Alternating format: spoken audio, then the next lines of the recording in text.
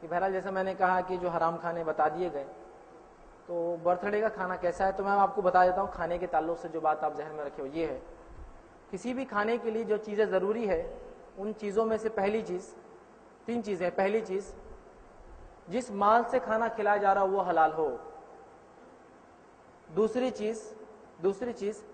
جس چیز کی نسبت سے کھانا کھلایا جا رہا ہو وہ نسبت بھی حلال ہو، نسبت، برتھ ڈے،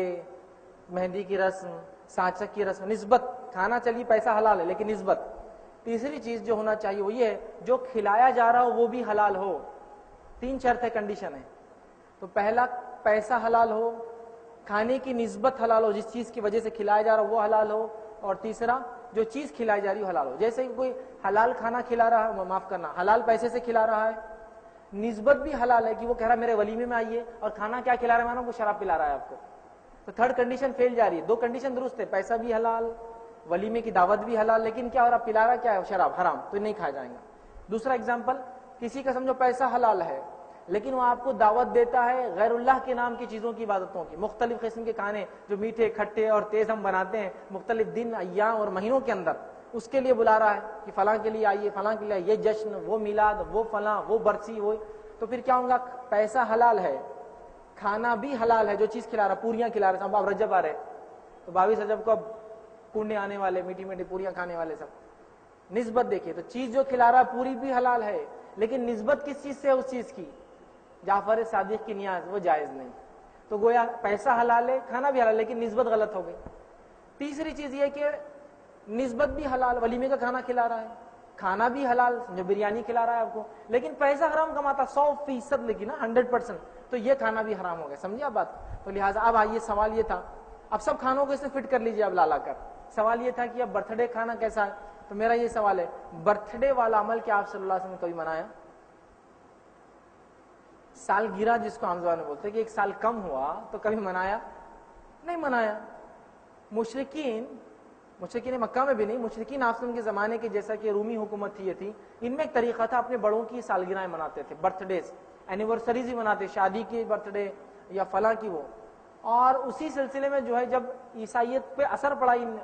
جو ہے یورپین لوگوں کا، رومیوں کا، تو عیسیٰ علیہ السلام کی برتھ ڈے منانے لگا دیا ان کو کرسمس کی شکل میں، اسی کے اثر میں مسلمانوں نے بھی شروع کر دیا اپنے انبیاءوں کا اور صلحاء کا سالگرہ منانا، تو یہ اسلامی رسم نہیں ہے، نبی اکرم صلی اللہ علیہ وسلم نے کبھی سالگرہ نہیں منائی، صحابہ نے نہیں منایا، نہیں، اسی بہانے بچے کو ہم بڑھاوا دیتے ہیں کہ 1 سال کا بچہ ہو گیا، یہ تو فکر کی بات، 1 سال کا ہو گیا، آپ نے کیا کیا،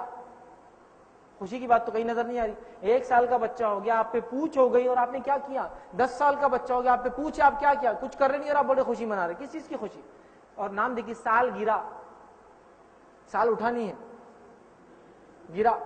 کسی گرنے پہ کوئی چیز خوشی منائی جاتی ہے کیا؟ بولیے میرے کو لاجیکلی، برتھ ڈے تو ٹھیک ہے انگلش میں، لیکن اردو میں بولتے سال گرا، 1 سال گیا، آپ کا ایک پاسپورٹ ہے، آپ کو کہا گیا کہ 2 سال اس ملک میں رہ کے جتنا کمانا ہے کما لیجئے، لیکن آپ کی ضرورت پوری نہیں ہو رہی 1 سال میں، تو جب 1 سال کم ہوگا تو آپ خوش ہوں گے یا غمگین ہوں گے؟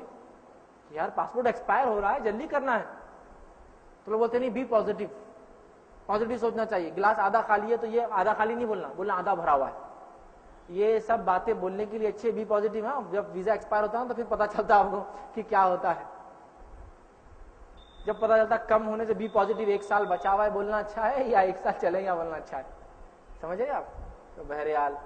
رسومات اس قسم کے سالگرہیں منانا، یہ سنت سے، نہ صحابہ کے طریقے سے، نہ عربوں کا کوئی ایسا طریقہ تھا، یاد رکھیے، نہ کچھ ایسے عربوں کے طریقے تھے جو آپ نے کچھ نہیں کہا ان پہ خاموشی اختیار کی وہ بھی درست ہو جاتا، ایسا کوئی طریقہ بھی نہیں تھا ان میں جس سے آپ نے خاموشی اختیار کی، لہٰذا اس کا منانا غلط اور اس میں کھانا بھی غلط ہے، یاد رکھیے۔ لیکن بہت سے لوگ ہوتے نہیں، ہم بچے کو برتھ ڈے ہم کھلا دیتے ہیں، جب آپ کھلائیں گے تو ظاہر سی کل بچہ آپ بولیں گے آپ مناؤ بھی، اب آپ کھلاتے ہیں تو آپ مناؤ بھی میرا، تو لہٰذا اس کو بائیک آؤٹ کرنے کے لیے، اس سالگرہ والے رسم کو ختم کرنے کے لیے میں کہوں گا آپ دعوت میں مت جائیے۔ کیا اس کی ذات سے وہ کھانا حرام ہے؟ نہیں، وہ کھانا حرام نہیں ہے، لیکن وہ جو عمل ہے وہ عمل اس کھانے کو خراب کر رہا ہے، یاد رکھیے، وہ عمل خراب کر رہا ہے، تو لہٰذا آپ اس عمل کو بائیک آؤٹ کرنے کے لیے وہ کھانے کو بائیک آؤٹ کریں گے، اس میں جانے کی حتیٰ کہ چاکلیٹ بھی دیتے آپ کو لینے کی اجازت نہیں دی جائیں گی، ورنہ پھر آپ اس کو وہ کر رہے ہیں، چاکلیٹ جب کھا لیا مطلب عمل رائٹ، آپ صحیح کر رہے بیٹا، آپ بائیک آؤٹ کیجیے۔ اور یہ کہاں سے ہوتا ہے معلوم؟ یہ عیسائیوں میں رہنے سے یہ چیز بہت پھیلتی ہے، اور کانوینٹ اسکول میں اگر بچے جائیں گے تو سالگرہ کے بغیر تو جی نہیں سکتے ہو، اس لیے کہ اس کی سالگرہ اس کی سالگرہ، یہ سینڈ کی وہ سینڈ کی، پھر کرسمس آ رہا اور پھر یہ آ رہا، تو بچوں میں ایک نیچرل رہتا، دیکھ دیکھ کر وہ سیکھ لیتے ہیں. تو بہرحال سالگرہ یہ درست نہیں ہے اور یہ شریعتاً منانا جائز نہیں ہے. سوال کرتے ہیں کہ بچیوں کو پردہ نہیں کراتے کیوں؟ تو بولے پھر رشتے کیسے آئیں گے؟